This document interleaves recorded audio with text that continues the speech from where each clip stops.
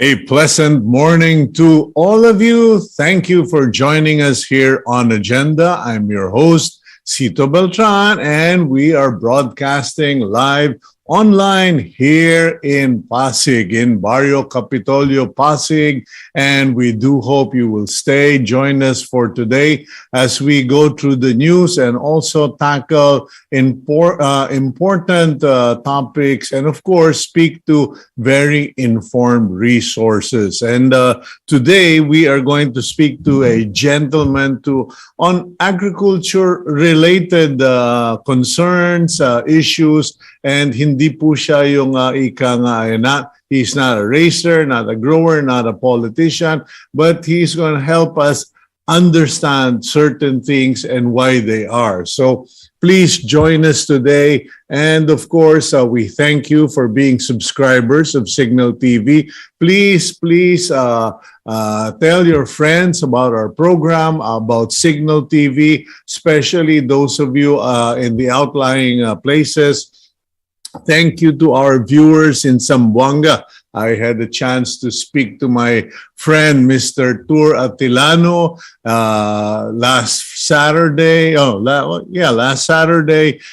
Friday, I mean. And we had a very animated conversation, and he talked to me about life in Zamboanga, and also his good friend Kano, the legendary cockfighter. Okay, and thank you for hosting me last Friday at your fellowship. And of course, thank you also to our other viewers in the Bicol area, our friends in BMEG for watching us, and Bacolod, Doc John Danico, our regular viewer of the program, and many other friends. Okay, today is January 23, 2023. Okay, so double digit tayo na, 23 na, 23 pa rin. It's a Monday. I do hope you are all feeling fine this morning. And if there are worries, there are concerns, lift it up to the Lord in prayer. Let's go to our daily starter.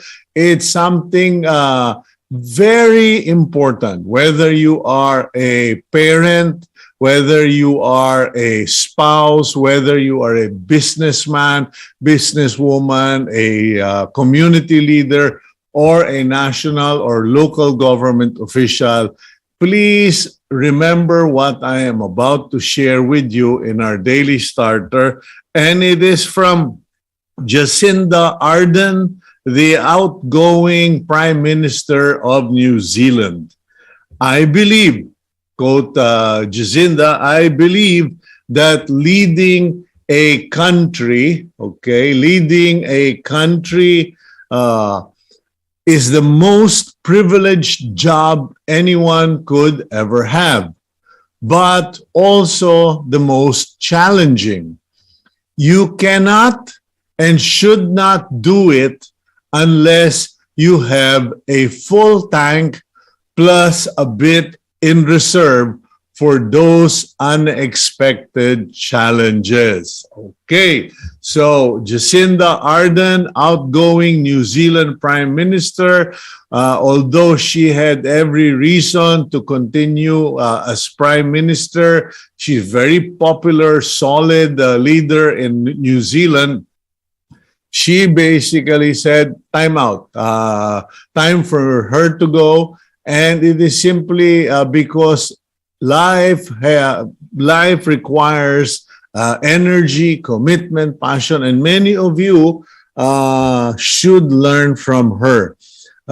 Let's not cling, let's not embrace, let's not grab power, position, or things that we do even when we know you are running out of steam, nagkakasakit ka na, kinakapos ka na, you are already, particularly if you're getting cranky, temperamental, if that's happening, then, you know, I remember when I was working in a company and I asked my team, how do you assess me? And one of the youngest said, you're bad na. And I said, what do you mean bad na? You come here and happy, joyful, you leave here angry. So I said, okay, time for me to quit. And I did. It's that simple. So with the same with Elizabeth Arden, she said, you know, if you're running on empty, quit. Go take a time out, or just, you know, it's a different thing when you're tired, you rest. But if you're running empty, you know, time to quit. Okay, so, and you should know the difference. Let's now go to the front page of the Philippine Star. January 23, 2023.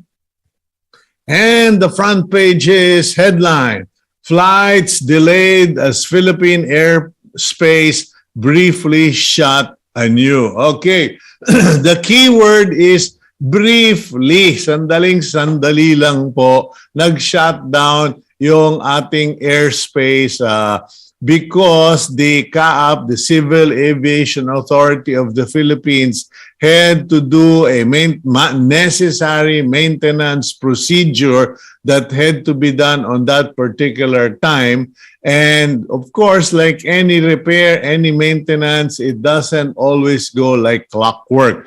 Pwera na lang kung Japan ka, Germany, where you simply replace the gadget, but you still have to test. So anyway, the CAAP did maintenance work that was supposed to be only 1 hour. It extended to nearly 2 hours, but everything is back in order. And to be fair, the CAAP actually announced and gave out a notice to airmen or NOTAM, telling them about the scheduled repair. Unfortunately, some airlines pumila na kagad. Kumbaga, sabi nila, okay na yan, by 5:30, pumila na sila kagad. Ayun, di pila kayo, pati pasahero ninyo. Anyway, top of the front page, Senate to scrutinize re-engineered House Maharlika bill. The Senate, under Senate President Mig Subiri, and under the chairman of the banks, etc., Mark Villar, will go through the re-engineered House Maharlika bill. What do they mean by re-engineered? According to House Ways Committee Chairman Joey Salceda, they went through the original bill and fixed it. Kumbaga, inayos na nila, kinorek na nila. So that's it. The big photo at the top of the front page is a photo of fireworks lighting up the sky at the Binondo Intramuros Bridge, and featuring in the lower right hand is the Dragon Boat competition or race that was organized by the Manila Chinatown Development Council. Okay. Now, further in the news, the big picture in the center of the front page is our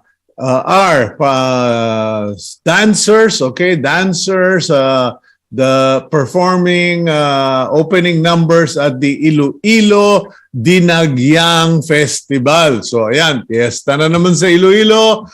Masarap pumunta dyan, masarap ang pagkain.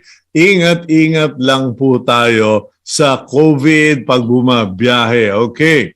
Meanwhile, Pinoy seamen, ito po yung mga marino, no? Seaman, okay? Seamen may be extinct in 10 years. According to a group called the International Maritime Employers Council, Filipino seamen may lose their employability abroad because a number of them make ridiculous, overly expensive injury claims pag nasasaktan o nadidisgrasya because of lawyers who take on their cases and try to make money out of those cases. Kumbaga, pinapalagan na, okay? The International Maritime Employers Council has brought that up with the government, and something has to be done. or we will be blacklisted. Okay? Well, that's not in the news, but that is the direction of the pronouncements of the group. Meanwhile, protest China's harassment of fisher folk, government urge. Okay? Once again, the Kilusang Mamamalakaya of the Philippines has called on the task force in the West Philippine Sea to please, okay, protest the continued harassment of fishermen by the Chinese Coast Guard. Okay. Meanwhile, senators to give BBM good reason to ban Pogo. Medyo parang strange, very strange, okay? President Bongbong Marcos reportedly wants a good reason to ban Pogo, okay? And so the senators have said, according to Senator Win Gatchalian, we will give him good reason. We will give him political reason, economic reason, and moral reasons to get rid of Pogo. Kung naghahanap lang po ng dahilan si BBM, makipag-usap po siya sa China. What is the position of China on the matter? Because still related to this news item, Senator Win Gatchalian said something very interesting. China has protested the continued presence and existence of Pogo in the Philippines. And this has been hurting Chinese citizens who love to gamble. Now, Gatchalian said, what if China put up online sabong in China?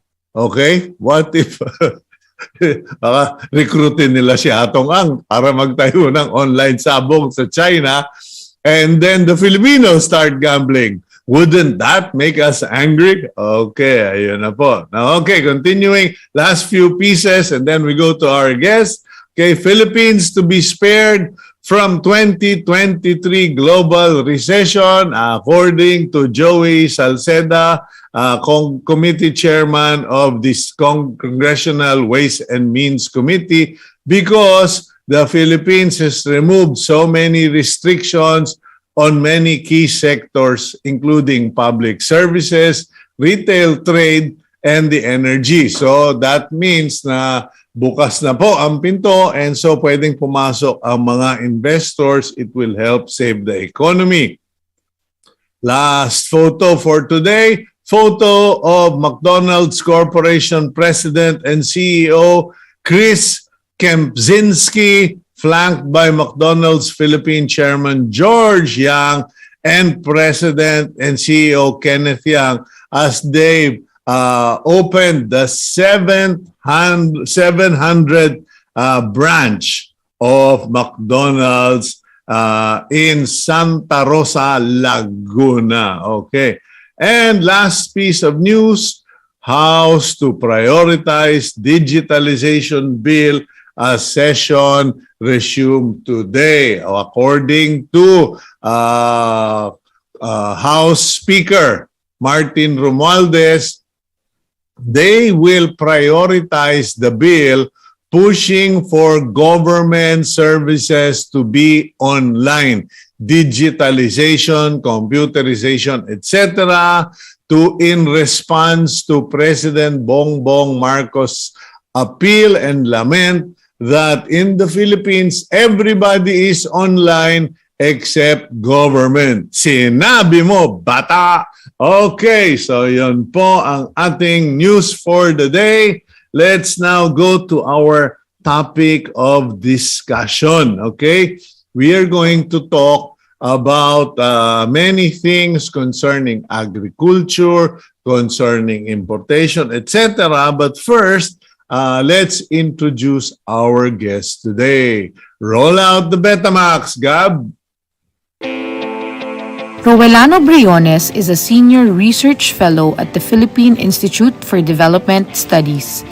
He is also a board member of the consultancy group Brain Trust Incorporated and a fellow of the Foundation for Economic Freedom. Good morning, Dr. Briones, Dr. Roel. Welcome back to the program. Good morning, Cito.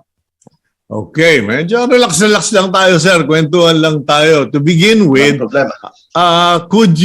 could you give us a background on PIDS or the Philippine Institute for Development Studies? Kasi I hear and come across a few emails, etc., some posts, but by and large, the public does not know what the Philippine Institute for Development Studies is all about. So the Philippine Institute for Development Studies is a research organization. Pero yung type of research namin, hindi naman tissue culture or any of those technical subjects, but policy research. As such, we are actually a government agency attached to the National Economic Development Authority.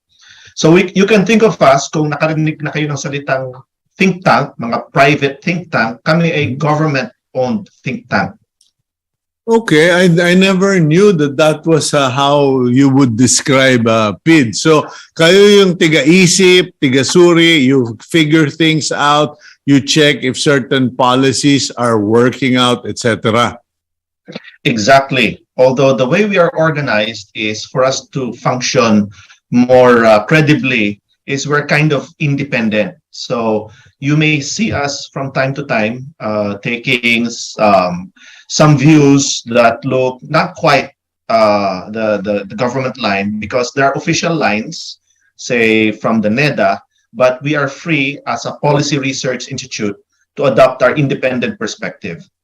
And I suppose that is the reason why a lot of people thought you were a private company or you belong to the private sector. So you have independence. And how consistent has that independence been? Because, alam mo, like UP, supposed to be independent, but from time to time, depending on the necessity or the gravity of issues, their independence are challenged either by administration or by the law enforcement groups. What about PIDS? So we have to accept the reality, Cito, no, that we are drawing our budget from the national government. Mm-hmm. Originally, when we were chartered back in 77 ba yun, no? By presidential decree, we were supposed to be given an endowment fund and just go with it, no, and function independently of government funding. Mm-hmm. But that fund, because of crisis and failure to update, we have not been able to depend on that endowment. So we depend on annual appropriations, just like every other government agency. So I'd like to attest naman that government respects our charter. By and large, although there are some discussions from time to time wondering how we can justify our annual budget. So we've had to make justifications with legislature, reminding them that we have done these outputs in the past, and if you believe in our track record, then continue to fund us in the foreseeable future. So do you fall under the category of government-owned and controlled corporation?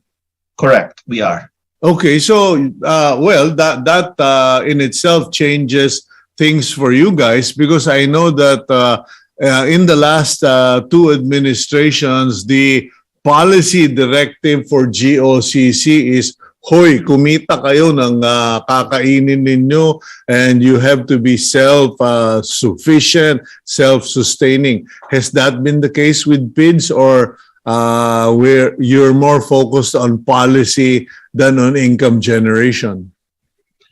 Our mandate only focuses on policy research, no, serving the needs of the policy research community in the Philippines. Yeah. We are simply allowed to do income generation, so we do accept, say, outside grants from research organizations, even from government itself. No, as a fellow GOCC, we can actually be procured by other government agencies. Like personally, I'm involved with one such project, both with two such projects actually, Department of Trade and Industry and Department of Agrarian Reform.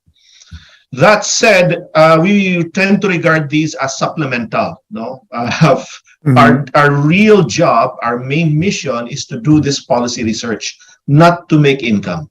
Okay. Now, could you give us an idea, Doc Roel, what sort of things do you guys work on and produce? So you can see our website, www.pids.gov.ph, and you can see all of our outputs are available free of charge. Walang paywall yan, no? So you will see, yung pinaka-technical would be research papers, discussion papers, pero meron din kaming mga policy notes. Tapos ang dami din namin mga infographics na we sort of try to laymanize, no, our outputs. So we have some infographic pieces on RCEP. I can only mention yung mga those I was personally involved with, no. Pero ang dami niya, no. If you just go through our website, you'll have endless, no. You'll spend weeks. Hindi mo pa maubos yung download niyo.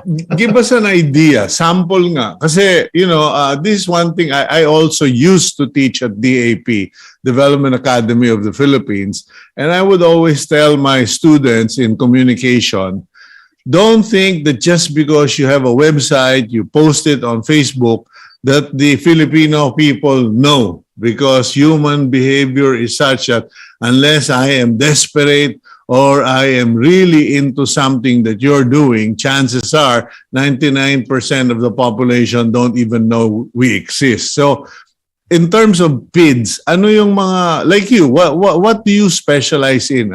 Anong klaseng mga research or policy papers ang ginagawa mo?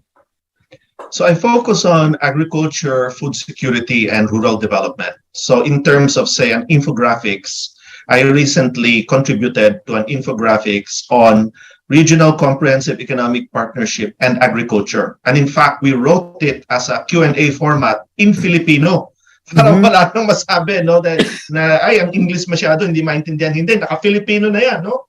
So we have some outputs like this, although normally we do present our results in the usual academic or formal language, no? So that's most of our research, but we do have a little bit more laymanized policy notes kung medyo mabigat yung mga discussion papers. So the reason why we have discussion papers is talagang it's really research. We just really go through the evidence. Hindi yung basta-basta sabi-sabi lang, sinabi na nag-suicide, tatanggapin na lang namin. Talagang susuriin namin yan na ano ba talaga yung mga facts. And this goes for all of our research. Okay, now you talked about agriculture, which is why we reached out to you. Does the government or has the government or anyone like Congress or the Senate, has anyone called on the PIDS and say, paki-research nga ito, can you please do a study on what the hell is wrong with Philippine agriculture? Or are you guys doing this independently and just putting it out there? We do both, no? So we have our own independent assessment kung ano ang mga priority research needs ng bansa, no? For national development, kaya nga development studies. But we are also called on from time to time. Like very recently, I was attending 3 or 4 already Senate hearings on various topics. So topical yan, no? Because these are hearings. Senate and House of Representatives hearings. Okay. We also submit position papers to these hearings. We are also, as I mentioned a while ago, contracted from time to time by other agencies, normally for research. Halimbawa, evaluation studies. Kami yung kind of go-to government agency when it comes to independent evaluation. Yun pala yung kagandahan ng independent status namin. Halimbawa, kung si DAR, i-evaluate niya yung sarili niyang project, medyo baka sablay, no? Kasi sabihin nila, biased ka eh. Pero if you contact us, if it runs the evaluation through us, even though government din kami, may independence naman kami. So magiging credible yung magiging resulta namin. Okay, like I remember one senator said, the CAAP cannot investigate itself. Now, does the Philippine Institute for Development Study get into those sort of things, or talagang puro the past in relation to the future policies ang ginagawa ninyo? So we are not formally in any line, no? So halimbawa, report based on our report, ito yung action na gagawin ng certain agency. Wala kaming ganon. We just put our research out there in the public in an effort to elevate no, the discourse on particular research agenda, and take the public and take the other agencies as it may in that parang free space. Rarely, very rarely, halimbawa, we have been named, halimbawa doon sa 4Ps, talagang nakapangalan kami na kami ang gagawa ng evaluation nun at nakatakda na rin kung anong years gagawin namin yon. So that's pretty rare, no? That we are in the formal line of research to inform policy. We are simply putting our research out there. Okay, Doc Briones, I'm going to be very transparent here. I have always lamented, I have always complained that in the Philippines, so many laws, so many policies, so many projects are undertaken by government officials, by politicians, by local politicians, but are not based on thorough research. What is your feeling about the attitude of Filipino leaders regarding research? Are they research muna tayo bago gawa, or gawin na yan, saka na yung research to follow? So there's not a single type of politician, no, in the Philippines, or a single type of leader. And even a leader from time to time might say, let's find the data and the facts here. And another time, dire-diretso na lang, ano? So it's a kind of a mixed bag. Pero I would like to attest na there is, no, a constant request for our presence, for our inputs in this and that policy. For example, yung Philippine Development Plan, we have a meeting with our socioeconomic secretary very soon to discuss our comments on the Philippine Development Plan, although it's already been released. By the way, as na-release na. NEDA, Teka, na-release na, doon pa kayo tatawagin. Well, kasi nga that is actually NEDA's document. Yeah, yeah. So they do it, and then we are asked to provide a commentary on it, no? Yeah. So the economic planning secretary, who's right now Arsenio Balisacan, he's actually a chair of our board. So we are actually run by a board, no? Just like a typical corporation. Okay, we'll go for a quick break, Doc Briones, and I didn't mean to, put you in a spot there. It just, me, yung logic of things na consult muna bago ninyo desisyonan hindi yung nagawa nyo na. So anyway, we'll go for a quick break. Naman yung NEDA. Okay, good. NEDA extensively. Okay, we'll go for a quick break. When we come back, we'll go to the main topic, your specialization and what's your assessment of Philippine agriculture, because I was in a meeting yesterday on a Sunday lunch meeting, and that was a hot topic. Okay, we'll go for a break. We'll be right back here on Agenda.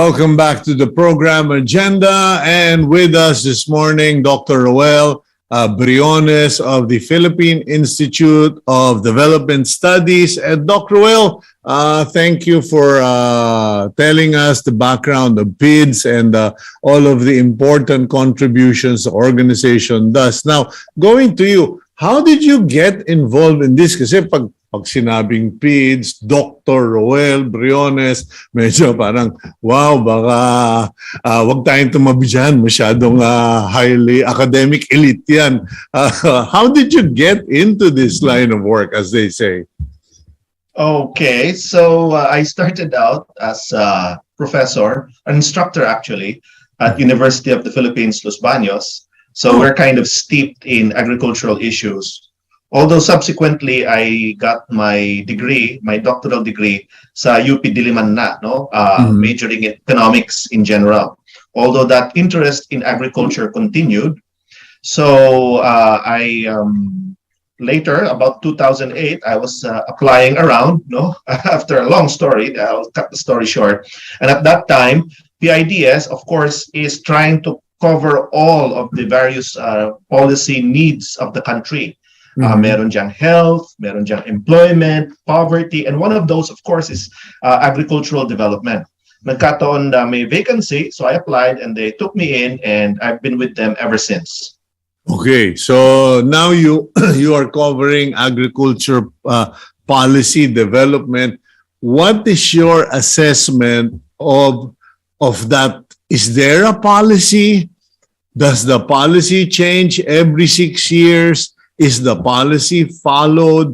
Does the policy, whatever policy exists, still hold? Because a lot of people are saying we have to reinvent, redefine everything and start all over. And yesterday, we were talking about it, and I said, I don't even know if we have a legitimate agriculture industry in the Philippines. What say you? So we have an embarrassment of riches in terms of policy. We often hear in workshops and conferences na ang sakit ng Pilipino, ang dami-dami niyang magagandang batas. Pero yung pagpapatupad ng batas, dun tayo may pagkukulang, no? So similarly sa larangan ng agrikultura, we have so many policies, laws, and issuances, often at cross purposes, no? So to cut through this, I would prefer, in fact, yung sinabi mong mag-reset tayo, ginawa na rin natin yung reset na yan. We did this way back in 1994, 1995, onto 1997, 1998. Matagal na pinag-usapan yan when we passed what is now referred to as the Agriculture and Fisheries Modernization Act. Yes. Na kung titignan mo sa Philippine Development Plan, it's reflected dun sa pamagat ng Chapter 5 itself, which is modernizing agriculture and fisheries. By the way, it's very timely to review this law because it is the 25th year of its enactment, meaning yung passage ng implementing rules and regulations in 1998. So it's been a quarter century. If I may say so, we're actually coming out with a book very soon, going through chapter by chapter all of the main objectives of this AFMA, kung ano ba yung napatupad, ano pa yung mga hindi masyadong umaasenso tayo. So, nandun yung pinaka-idea of or philosophy as it were, no, of how to overcome all of the barriers to the development of agriculture in modernizing, so as to bring at that time agriculture to the 20th century, ngayon 21st century na. Okay, Dr. Roel, that's interesting because you mentioned the word modernizing. But every time I talk agriculture with people who are either invested or knowledgeable, they always say, Cito, forget all of your dreams because land reform destroyed agriculture in the Philippines. The first blame goes to land reform. But then I talked to this gentleman, Toto Barcelona, who heads Harvest, an agricultural supplies company, and they also teach farmers. He pointed out to me that, Zito, in Taiwan, most farmers only start with half a hectare and even smaller, and yet they're profitable because the policies are farmer-friendly and farm-friendly. Now, what's your view on this? Because people say, ay, hanggang hindi mo baguhin yung land reform na yan and reconsolidate under corporate farming, nothing will improve, etc. Mahirap ipaghambing tayo sa Taiwan, ano, or even Japan, na of course maliliit yung parcels niya. I could always point to other examples like Europe or United States na malalaki naman yung land holdings. Eh sila yung globally competitive at nag-export. Sila yung food basket ng mundo. So, ang problema kasi sa mga researcher, excuse me, we are fond of drawing out the complexities. Kasi nga naman, there's nothing simple, no?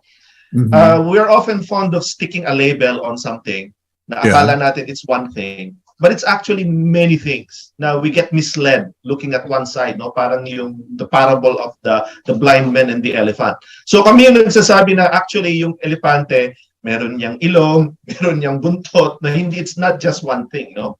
So for instance, land reform. Again, it's not just one thing. At that time, na pinatupad siya, 60s to 70s, and then revisited in the 90s, we were really under massive inequality sa land holdings. And there was massive insurgency issue.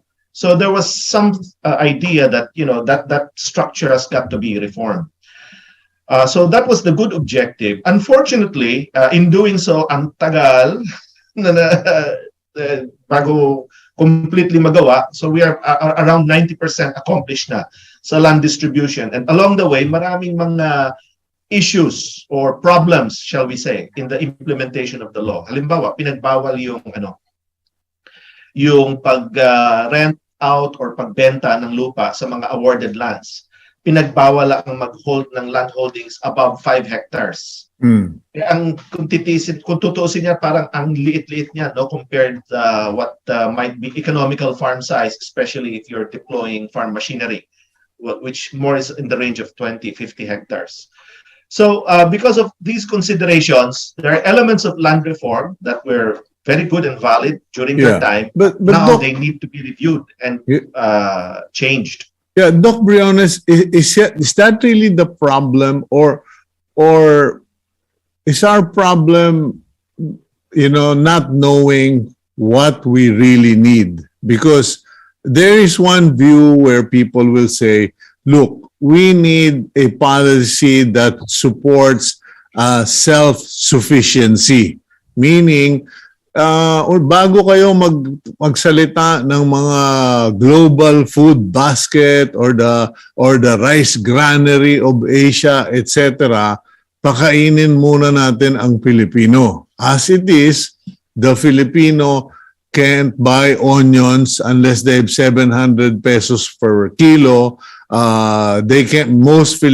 have the lowest consumption of pork and chicken in the region because of the price and the poverty levels, etc. Kumbaga, the question is, should it be self-sufficiency at the family level or community level, or should it be what all the economists keep saying, economies of scale? Parang, is that the problem? We don't really know or don't agree on what the program should be. So the key here is gains from trade and specialization. No, and the discipline of economics was founded way back in 1776, panahon ni Adam Smith. Yun yung nakita niyang key insight na kaya yumaman ng mga bansa, no? Ang pamagat ng kanyang volume niya, the first book in economics was The Wealth of Nations, is the gains from specialization. He called it division of labor and trade. So of course, you can always imagine, no, apocalyptic scenario, the world collapses and we're all having to force to grow the food we eat, or the zombies will get us, no? Sew our own clothes, etc. But when you imagine that scenario, that's not a very wealth of nations scenario. That is a survival scenario. If survival is what you're after, sorry, Doc Roel, I'm having conversation with you. I'm not arguing with you. Problem. But aren't we there already? Parang survival na tayo, sir. Parang ang mahal-mahal ng manok, magpalaki na lang ako ng manok. Ang mahal-mahal ng itlog, sige, mag-alaga na lang tayo ng 3, 4 na inahin. And what's wrong with that? What's wrong with every Filipino out there? Because they said 60% of the Filipino people live under the poverty line. Many Filipinos don't have their own land, nakikitira lang, etc. When we pitch about what's happening here is everything. Parang biglang na-realize ko, alam mo, lahat ng mga mayayaman, yung nasa agriculture, yung mga nagpapatakbo ng farm, involved in agriculture, sila lang yung mga mayayaman, mga too big to fail. So, of course, when life is hard, no, parang every day is like a survival. Mm-hmm. When we look at statistics, and these statistics tend to be comparable worldwide, so if we want to compare ourselves to other countries, we tend to use these statistics. Our poverty is about 18%, last 2021 yata, if I'm recalling my figures. No, it's higher than what was registered, about 16% back in 2018, and we know why that is. No, because we had a serious economic crisis in the form of the COVID-19 pandemic. Yeah. And we feel also hard-pressed because ang tataas ng bilihin, and we can talk about that in a while. No? So that's part of inflation. Mm-hmm. So these trends come and then they also go. And we are actually right now rated as a borderline upper middle income country. So within probably, depending on projections of our economic growth, 2025, 26 or so, we will reach the ranks of the Thailands and the Chinas who are upper middle income status. Based on what? Based on what? Because we're talking agriculture here. Okay. Most people feel that in terms of agriculture, we're sunk. So in agriculture, of course, nandiyan yung mga worst human development indicators. So about 20% of all workers in the Philippines are working in agriculture. And they have the highest poverty rates. No? So kung halimbawa, sinabi ko kanina, average poverty 18%. Sa agriculture, many times that, mga more than 50%. So more than half of workers in agriculture are officially deemed poor based on official statistics. Well, actually, that's my calculation based on official statistics. And it's growing, correct? That's something that still needs to be determined, no? Because we have to see this. Yes, since if your baseline is 2018, yes, it's growing. Actually, it's across the board growing, no? Yeah, because many 75% of the hog farms have shut down. The poultries are shutting down. The many local government units are abusing their powers based on the law to impose fines, fees, taxes, etc. on producers who are essentially saying, "Well, screw this, I'm out of here." So maraming tao nawawalan ngayon ng trabaho because no one is paying attention to the problem. So you are alluding to a constellation of issues, which I think is the main problem with yung main barrier to the modernization of agriculture and fisheries. Yeah, there needs to be a strong investment drive, which I believe private sector driven.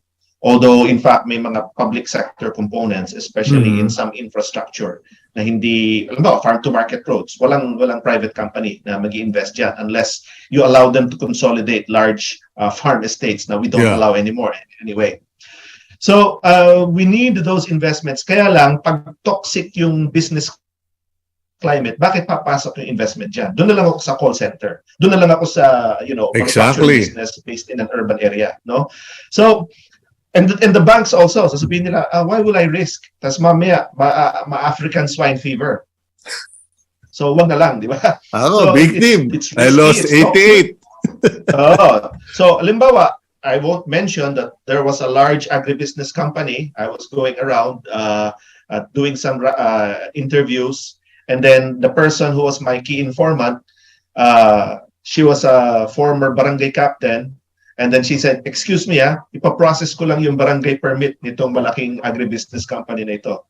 And I was wondering, Why do you need, you know, actually anybody can just file a business permit. Pero alam mo na, di ba? Kasi there's an opportunity for some opportunistic officials to extort something, however small, from these business concerns. So para to smooth over things, rather than an objective, predictable environment of regulation and rules, we have something that's very willy-nilly and subject to so much politics. So why will the capital flow in? That's the problem. I Yeah, think so given that the reality that it is just really a nightmare, it is a ugly situation to invest in agriculture for corporations, for businessmen, etc.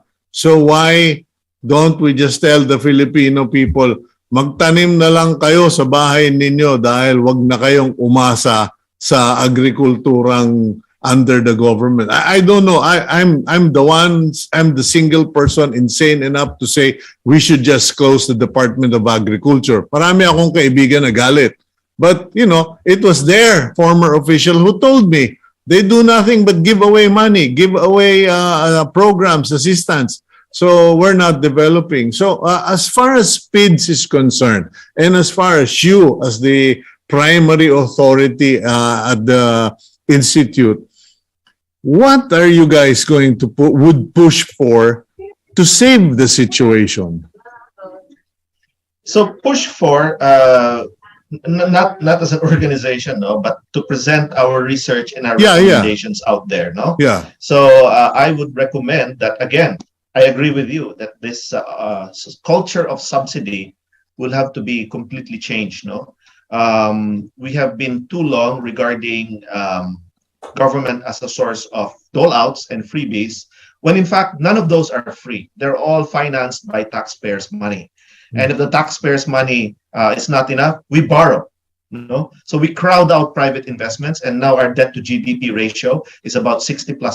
No, we do have a responsible program to try to bring that down. It's quite big. No, so every additional subsidy you have, not just to agriculture, no, pero itong MRT, kasasakay ko lang ng MRT, siguro mahigit ng kalahati doon taxpayers' money. I pay much less than what I ought to if the actually true cost of that train ride were charged to me.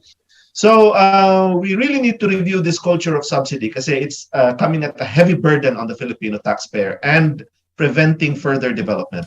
What in terms of taking out the bureaucracy, the red tape, the opportunities for just being a stumbling block or corruption? Does the PIDS do any studies and recommendations in that area? Because apparently you're also aware of it. We actually often, sa totoo lang, I feel like we're just a broken record because we can assert over and over that policies are already there. We have an Ease of Doing Business Act passed like 3-4 years ago. Ipatupad lang ng ayos yan. It will be a dramatic transformation of the way we do business. May mga provisions on sa Philippine Development Plan, especially on e-governance. Magkatotoo sana yan, and then it will be a dramatic improvement.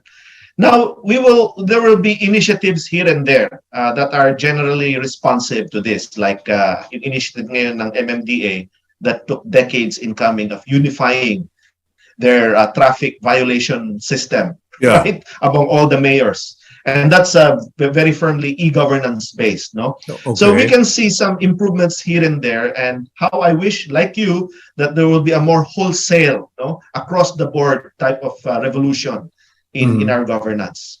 Yeah, but what is our state of affairs in terms of agriculture? We're already paying 700 for onions. We're paying over 300, or ewan ko na kung magkano na ang baboy, bigas, etc. And what is the situation? Because most of the columnists are now attacking agriculture, and people are wondering, why are you guys all focusing on agriculture? And we said because people are losing jobs and many people are going hungry, and we may ultimately end up not producing food in the Philippines.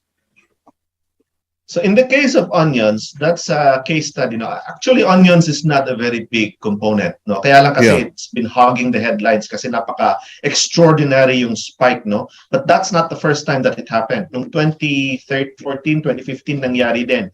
And actually, it's the same identical reasons na nangyari yun. Kaya Remember, reason, Doc Roel, remember Sili, remember the time it hit, what, 800 per kilo?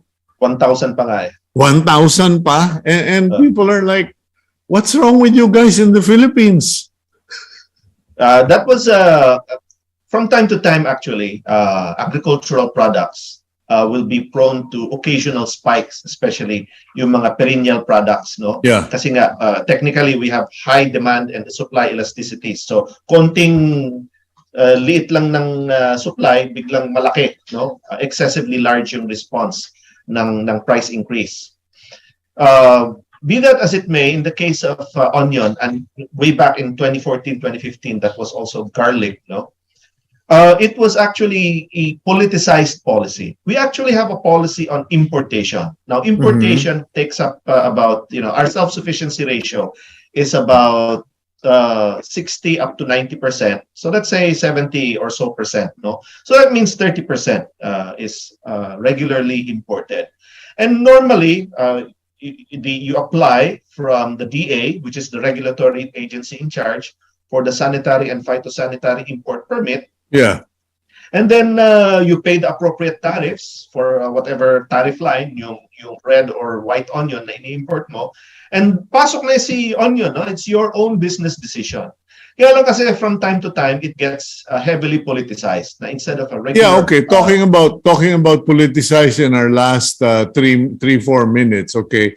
How do we remove the politics from agriculture? Because clearly it is politicized. They buy onions at 500, sell it for 170 at the Kadiwa to make it appear that, prices of onions are affordable. And then now they're going to end up in the Sandigan Bayan because it is now being questioned. It is being investigated.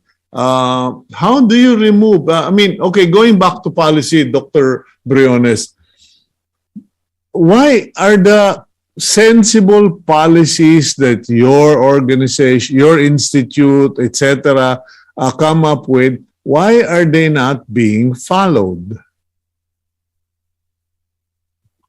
I actually don't know the answer to that question.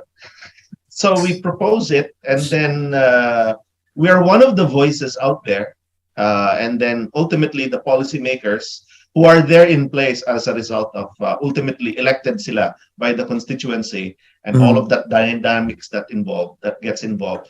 So the evidence-based policy research is not the only voice that gets entertained in that. Okay, that's the problem. There are lobbyists, there are people who have strong influence, commercial groups who have strong influence in the and some are even saying in NEDA na na-influencean na rin daw ang NEDA. I don't really know.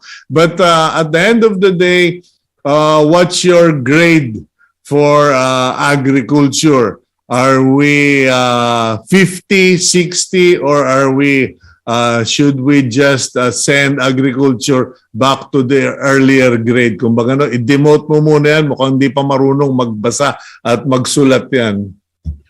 Okay, well, more than 50 naman. Less than 100. I'll leave it at that, no, because it's very hard to pin down in terms of actual score. Much has been accomplished actually in the past quarter century. Pero ang layo-layo pa rin from modernization. Kasi actually, ang problema kasi, yung frontier of modernization, especially if you benchmark sa ibang bansa, umaabante. Ngayon, digital technologies na.